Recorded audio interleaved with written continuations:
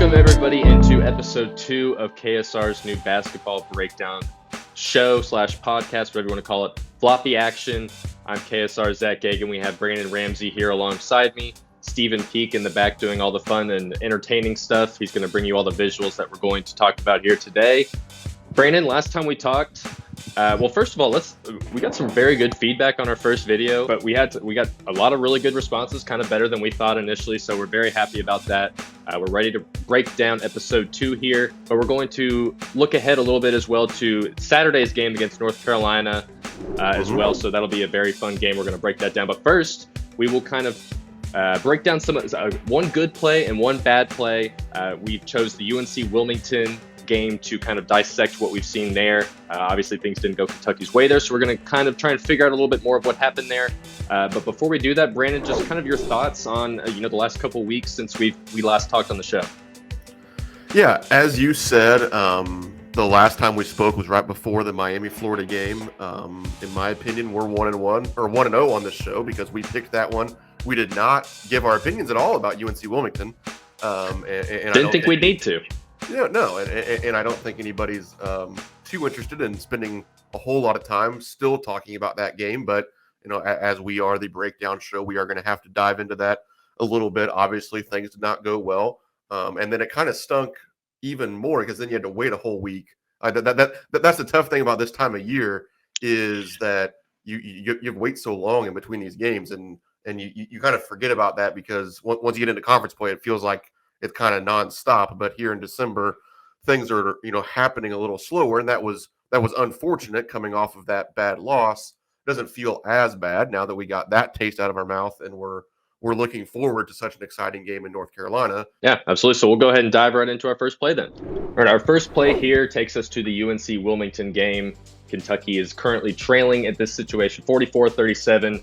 The Cats were down by 8 going into the second half here. So this was actually kind of a critical point in the game for Kentucky to prevent themselves from really getting blown out in the situation. So they set up a nice play here, some good action to get Antonio Reeves pretty much a wide open look at the top of the key.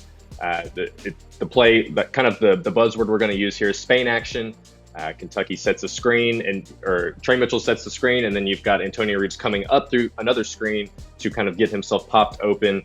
Brandon, why don't you kind of take us through this play here and tell us what you see? Yeah, so this Spain action, as it's called, or Kentucky, a lot of teams call it different stuff. Like some teams call it Vegas now, some teams call it stack. You'll see Coach Cal kind of like going like this a lot, and that's kind of the signal for this play. I guess I'm putting my Connor Stallions hat on now, stealing some play calls. I hope North Carolina's not watching. yeah, right.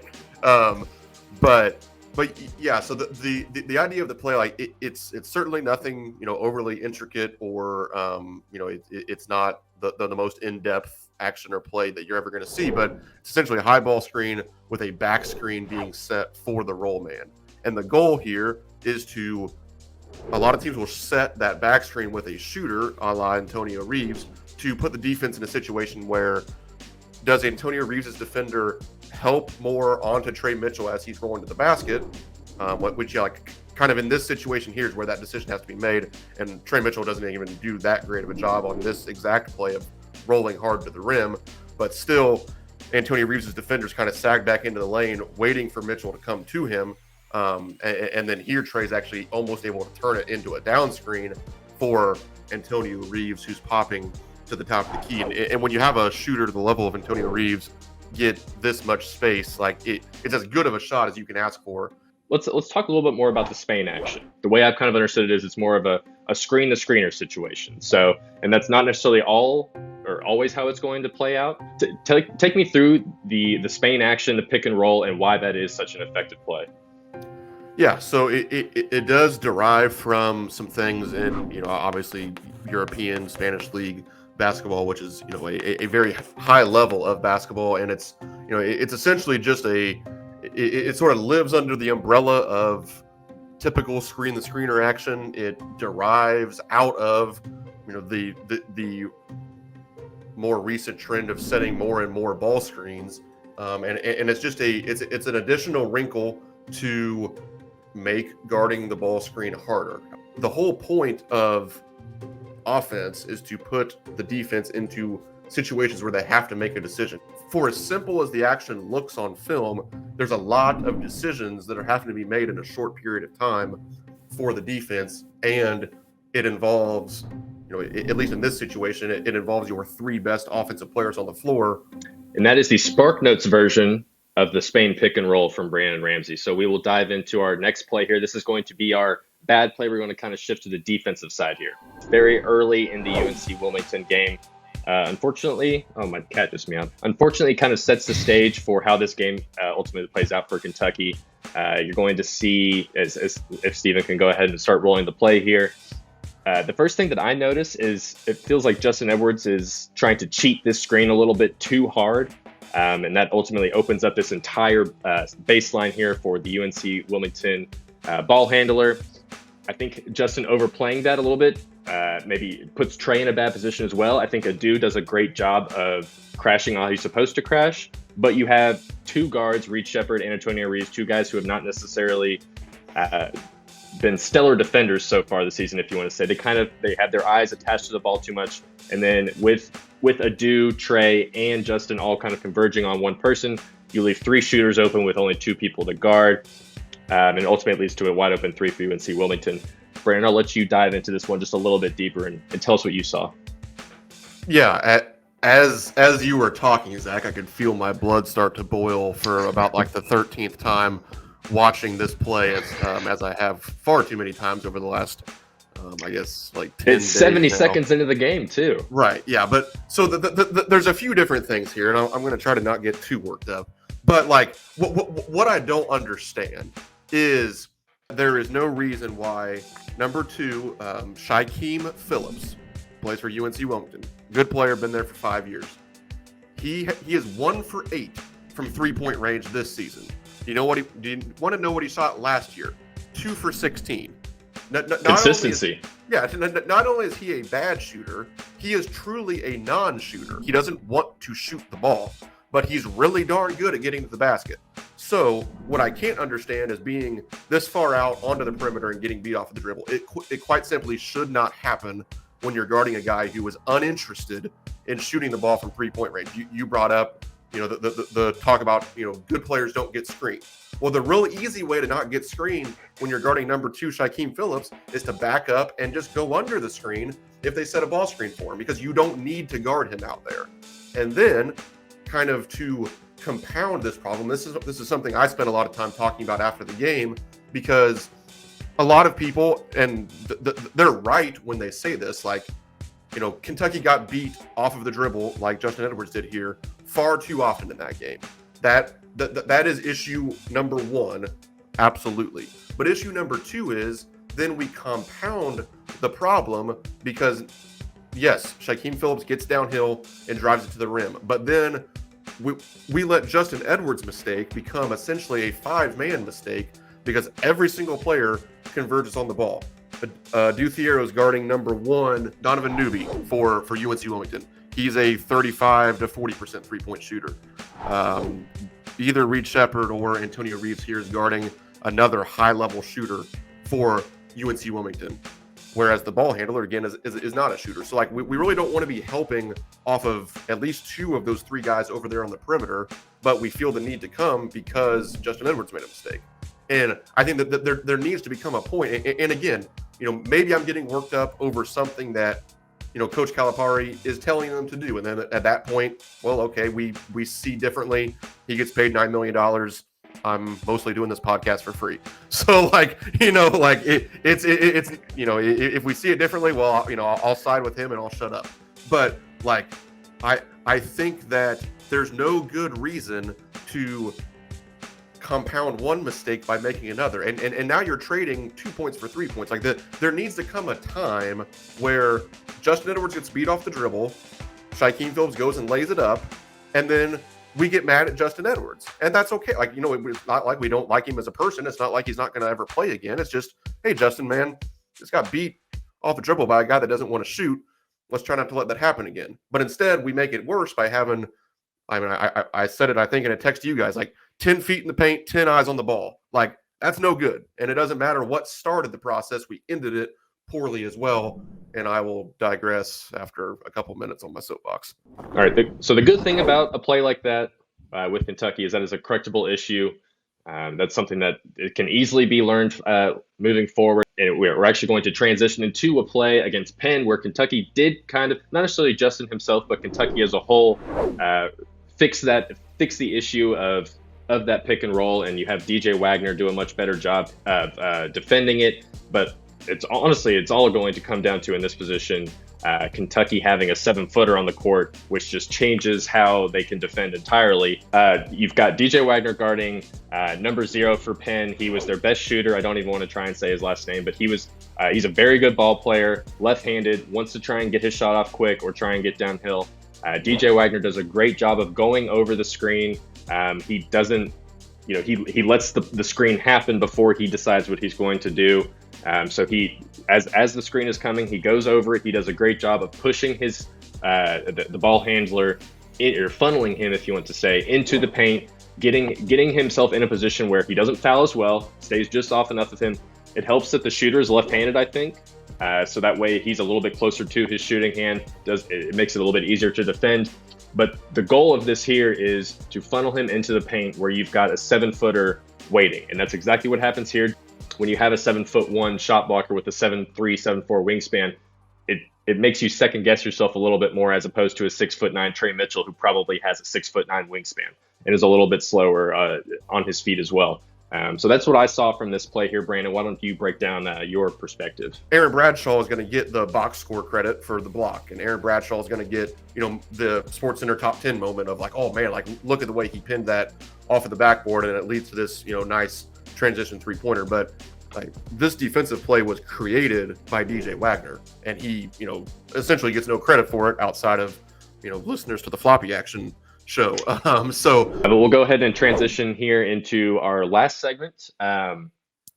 Steven, if you want to get us into that.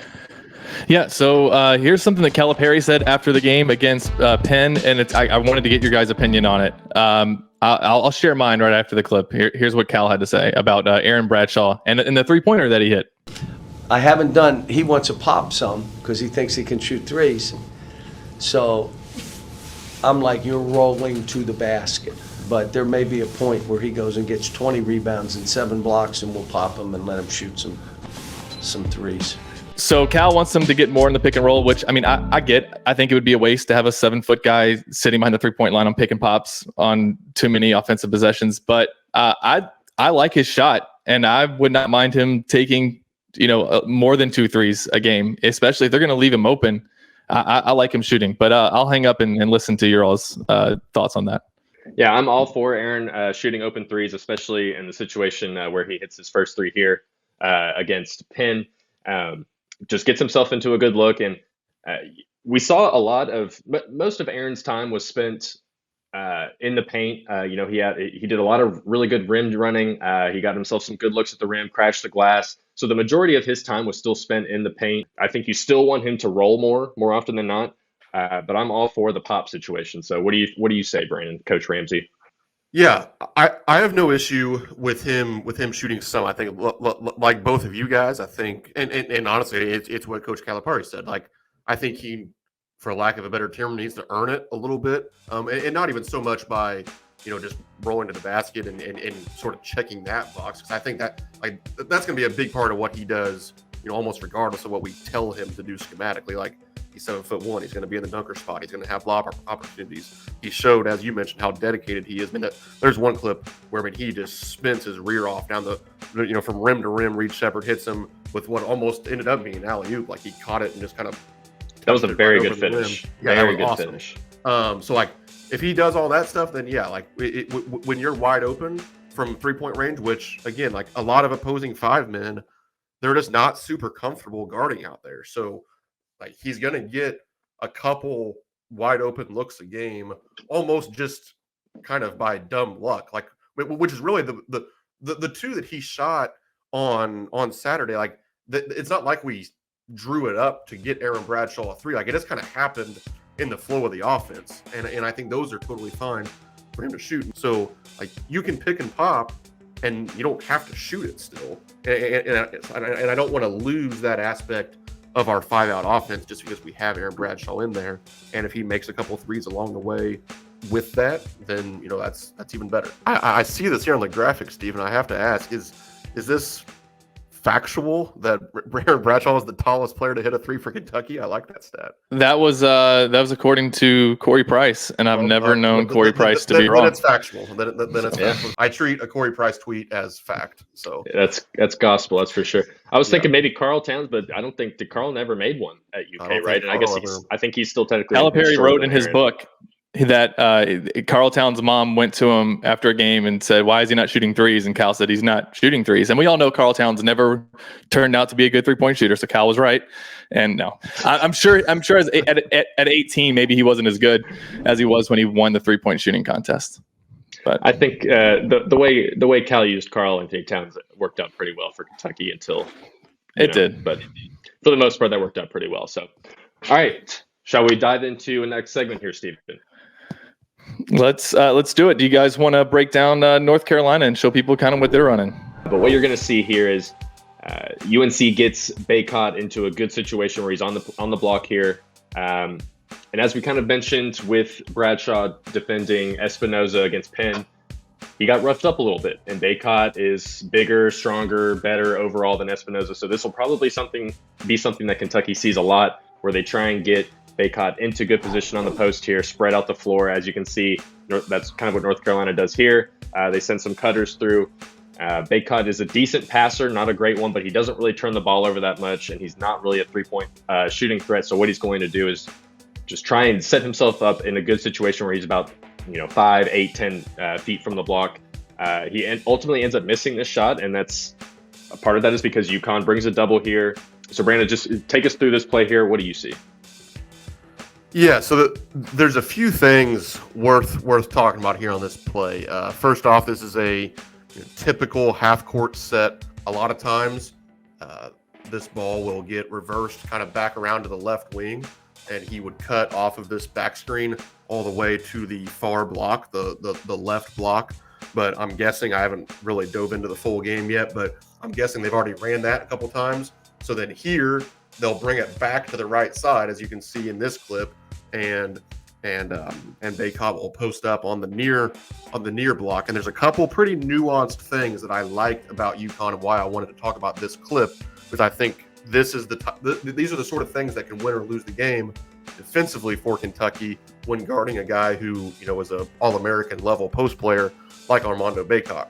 First of all, if you are one of the people who dives into my scouting reports before the game, you'll have read me talking about doing your work early and getting guys and making post players catch the ball off of the block. I generally say the further off the block you make them catch it, the percentage will go down, because Armando Baycott is a very good finisher if he has 2 feet in the paint. He's not as good of a finisher if he's finishing outside of the paint. Here you'll see him, he never gets a piece of the paint. This is a tougher little hook shot than if he had buried his guy all the way into the paint. So we need to do a good job of doing our work early, kind of being physical with him and making him catch the ball a little further off of the block. And literally 1, 2, 3 feet can be the difference between a really easy finish at the rim and a much harder finish outside of the paint. Secondly, right here, as Steven gets to this clip, as that double comes, it's perfectly timed, because also when you're teaching guys to make post moves, a lot of times you want them to make their move to the midline. You want to start everything at the midline, which is there, at the front of the rim. So you either want to get to the midline so you can set up the drop step coming back, or you get all the way to the midline to score it, or you get all the way to the midline to make a play ahead of you. And as that double comes, and obviously Armando Baycott is right-handed, so he wants to finish right hand over his left shoulder. When that double comes, he's not able to get all the way to the midline. So look at the angle at which he's shooting this one. That's a lot harder basket to make. It's he can't bank it in. He's not at the front of the rim. He's kind of shooting it straight on at a more difficult angle than if he had been able to take, even one, but especially 2 more dribbles there towards the midline. He would have had a better shot at this than he got. So the timing of the double was important. It also is a lot harder. You need to double once he's making his move, because then it's harder for him to pick it up and pass it out. One thing that North Carolina is better at this year than they were last year when they struggled is they're a much better shooting team. But we'll go ahead and dive into our predictions, I think, for this North Carolina game. Steven, do you want to kick us off with that, and we'll go from the around from there? So I like Kentucky. Yeah, that's 2 times in a row. I know I'm Mr. Negative, but I know I think that look, I think this is a big game for Kentucky. I think there's no doubt about it. You now look at what Miami, them losing on Sunday, getting beat by nearly 30 points to Colorado, who is I think Colorado's a good team too. But, you could have a situation where you go into SEC play again without a signature win. So this is a big win, I think. This is a big game for Kentucky. But I do think they pull it out 81-74. Brandon, your thoughts? Yeah, I think Kentucky wins this game. I said 88-82 Kentucky. I think that, but the last time we did predictions, I talked about sort of blindly taking the over in the Kentucky-Miami game. That one worked out. I think I'm probably going to lean the same way, where I think you can blindly take the over in this game, 5 days before the number comes out, and you're probably going to feel pretty good. As Steven mentioned, unfortunately, probably more than anybody, I hate to do this because I'm always the guy that, is kind of, at least gets labeled as, making everything not seem as bad as it is. But, I hate to take credit away from Miami win because it was what it was at the time. Like, we beat the number 8 team in the country. They had a number 8 next to their name. That happened in real life. But yes, it's no longer the same, unfortunately, and especially for things that actually matter, like the net rankings and things. Like, the Miami win is not going to be a quad 1 win, aside from them, having a great ACC season, which I think they're going to be good. I don't know if they're going to be great. So unfortunately, like we kind of felt like Kentucky got their signature win there. Now they've kind of got erased. So now you do. It's like, okay, well, now it's this game, and we kind of keep playing this game, but it's like, okay, well, now we need the signature win because you lost to Kansas. The Miami win isn't what we thought it was, and especially you need this one because you sort of have to make up for when you lose. Like, it's okay to lose. It's okay to lose to UNC. I mean, Kentucky fans never think it's okay to lose. I'll walk back a little bit, but it's okay to lose to UNC if you don't lose to stinking UNC Wilmington. Like, you got to beat the directional teams to lose to the state school, and Kentucky doesn't have that luxury now. So yeah, you do need to win on Saturday, and I think Kentucky's the better team. I think Kentucky wins 88-82. Zach, let's wrap this up. Well, so why did we end with you, by the way? That's a terrible decision by us. That's why I wanted to do this, so I could bring the mood down. And you want to keep the viewers as long as possible. So yeah, I'm going to say North Carolina wins. My cherry pick stat for this is UNC is one of 6 teams, I think, that is top 10 in offense and top 50 in defense. Kentucky's kind of right outside of those parameters, so not too far off. They actually don't take nearly as many threes as Kentucky. But I think having Baycott down there, and I know I've said a lot about how Kentucky will focus on him, but I do think Baycott is good enough. Kentucky doesn't exactly have the answer that I think will be enough to shut him down completely. And I think they have plenty good enough outside pieces. I really like Elliot Cadeau, their freshman point guard. I think he's a solid player. I think they just have good pieces all around. It's a neutral setting. I think North Carolina, they'll have had even longer. Their last game is December 5th, so they've had a long time to prep for this game, even longer than Kentucky. They'll be well rested, ready for it. But I do think it'll be very close until the end. Unfortunately, I just don't see Kentucky pulling this one out, so I'm going with North Carolina 79-76. All the listeners that are still with us, please comment Zach is wrong. Zach is wrong if you're still with us. Zach is wrong in the chat. Yes. That's the first time. Yeah, because we all picked Kentucky versus Miami. Yeah. So I think that's the first time that somebody's picked against Kentucky. So we'll see who's right. Yeah, I was going to say, at least now somebody's going to be right, somebody's going to be wrong. So we're going to have a little bit. I think even Zach doesn't hope he has bragging rights, but I guess he'll sort of have bragging rights if he is right. So. I'll take my lap. Don't worry if that's the case. But I'll gladly let you all roast on me if it turns out to be a Kentucky win. So I'll take the beating either way. But all right, and that is our episode, folks. Episode number 2 of Floppy Action now in the books. Comment, subscribe, like it, positive, negative, whatever you want to say. Brandon, I don't think you look like Ron Swanson, but if someone else in the comments wants to say it, they surely can. If you don't like my sideburns, you can leave them in the comments. If you think Steven looks like Vincent Van Gogh, you can leave that in the comments too. But otherwise, guys, we appreciate you joining in for another episode of Floppy Action. We'll probably do another one after the North Carolina and Louisville game, so we'll have two fresh examples to look at before we lead into the Illinois State game. And we'll see you all then. We got SEC play coming up. The season is rapidly moving along, so we will see you all next time.